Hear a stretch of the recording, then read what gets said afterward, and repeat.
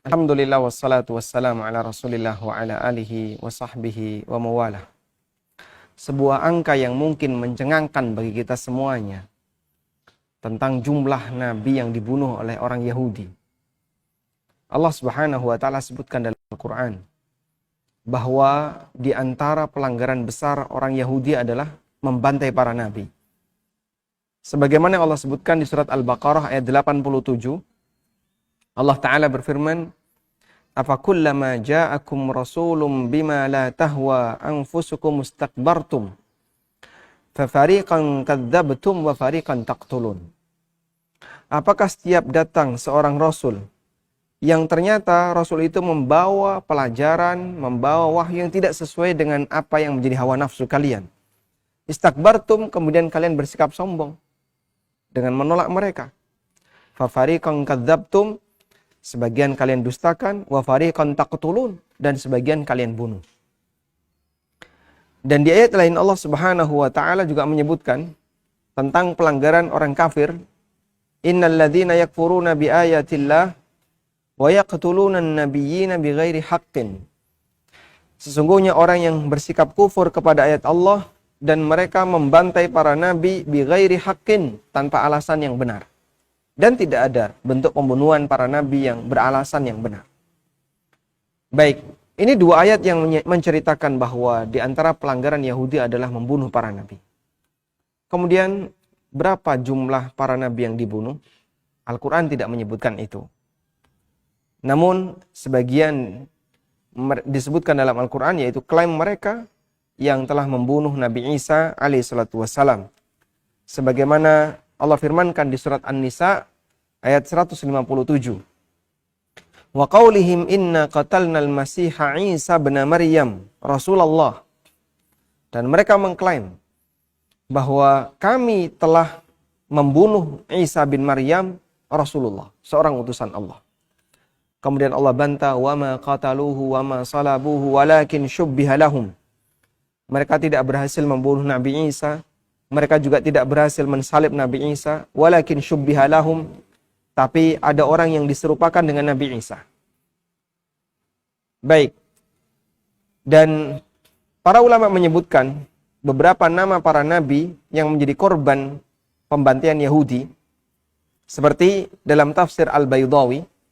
Disebutkan beberapa nama, di antaranya beliau mengatakan, fa'innahum qatalu Ish'ya wa Zakaria wa Yahya.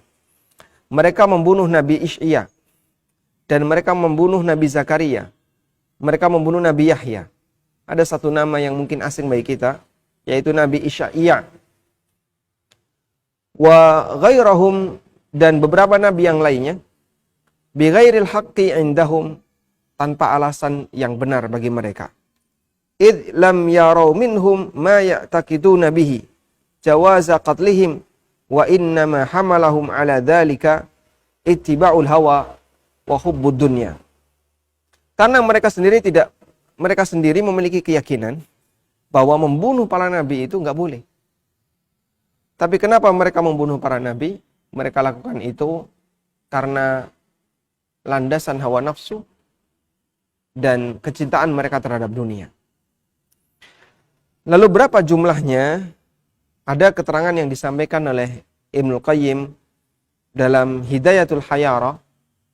Beliau menyebutkan, wa amma khalafuhum fahum qatalatul anbiya qatalu Zakaria wa ibnahu Yahya wa khuluqan kathiran wa khalqan kathiran minal anbiya. Adapun generasi yang datang setelah Musa, mereka adalah para pembunuh para nabi. Mereka membunuh Nabi Zakaria dan putranya Yahya, serta banyak sekali para nabi yang dibunuh. Hatta qatalu fil yaumi sab'ina nabiyan. Sampai dalam waktu sehari, mereka membunuh 70 nabi. Masya Allah, jumlah yang sangat besar.